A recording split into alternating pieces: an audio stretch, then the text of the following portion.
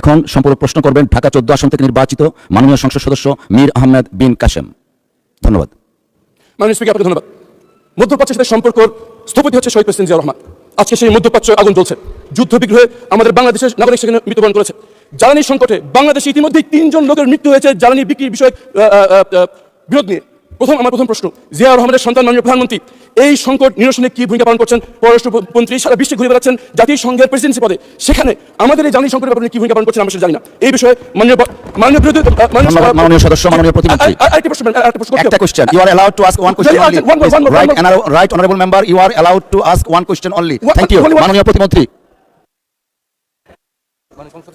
মাননীয় স্পিকার, আমাদের মাননীয় সংসদ সদস্যকে ধন্যবাদ জানাই। উনি বহু নির্যাতনের পরে উনি সংসদ সদস্য হয়েছেন, ওনাকে আমি সাধুবাদ জানাই। এবং উনি যে এখানে বসেছেন সেজন্য আমি ওনাকে কংগ্রেচুলেট করি।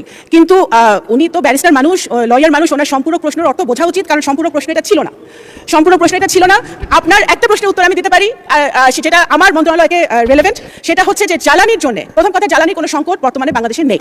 আচ্ছা, দ্বিতীয় কথা হচ্ছে এই জ্বালানি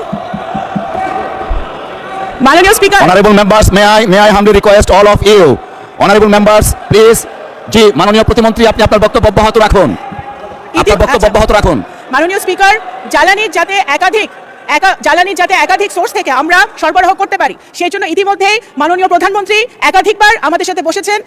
জ্বালানি মন্ত্রণালয়, পররাষ্ট্র মন্ত্রণালয়, বিভিন্ন সংশ্লিষ্ট মন্ত্রণালয়ের সাথে উনি বসেছেন। আমরা মধ্যপ্রাচ্য ছাড়াও যে সকল সোর্স থেকে আমরা জ্বালানি আনতে পারি সেই ব্যাপারে আমরা নিরলস কাজ করে যাচ্ছি এবং ইনশাল্লাহ আমরা সেটাতে সফল হব।